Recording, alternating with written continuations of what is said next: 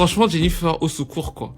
Alors, j'ai vraiment rien contre Jennifer, je tiens à vous le signaler. Moi, je l'aime bien. Et j'écoute tous les albums de Jennifer quand ça sort. J'écoute pour savoir ce que ça donne. Dans le dernier, il y a une chanson d'ailleurs très inspirée de Marvin Gaye. Je pense que c'était un petit plagiat de Jennifer, mais j'étais laissé passer parce que, voilà, c'était de l'affection. Je me suis dit, ça sonne très Marvin Gaye, écoutez. Allongé en voix.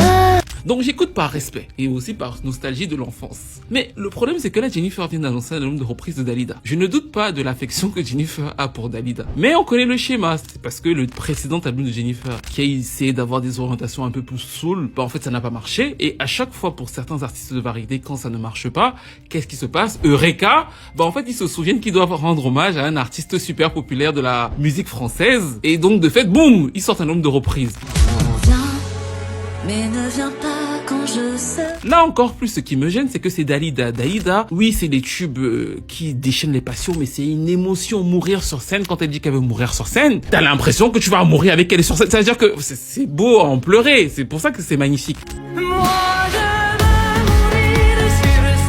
Jennifer la chante apparemment comme au soleil. C'est-à-dire que vraiment, oui. Au soleil. Bah oui, c'est pas possible de la chanter autrement. Elle ne veut pas mourir sur scène, c'est l'inverse. Elle veut vendre du disque. Elle veut que vous alliez la voir sur scène. Donc du coup, elle est toute contente. J'imagine que c'est le truc qui m'énerve le plus dans l'histoire. Regardez le moment où il a sorti la chanson. Quelqu'un dans le label a dû se dire, on va sortir mourir sur scène pile au début de l'été, comme ça on aura un tube de l'été. Franchement, je sais pas, peut-être que je suis fou. Mais qui veut une telle reprise aseptisée de Dalida comme tube de l'été, quoi?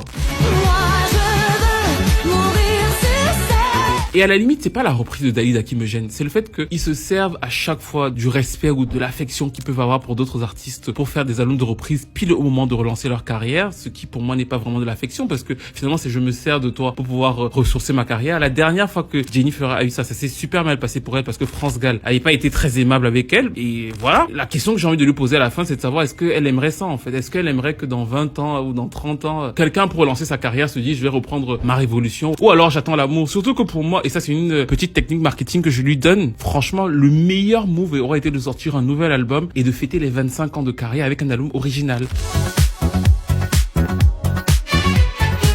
Dire que j'ai 25 ans de carrière, un packaging et tout. Tous les gens qui sont à la star, là, les jeunes là, peut-être faire des duos avec eux et faire un album des 25 ans de carrière original parce que ça fait 25 ans exactement. Pourquoi faire un album de reprise pour 25 ans de carrière?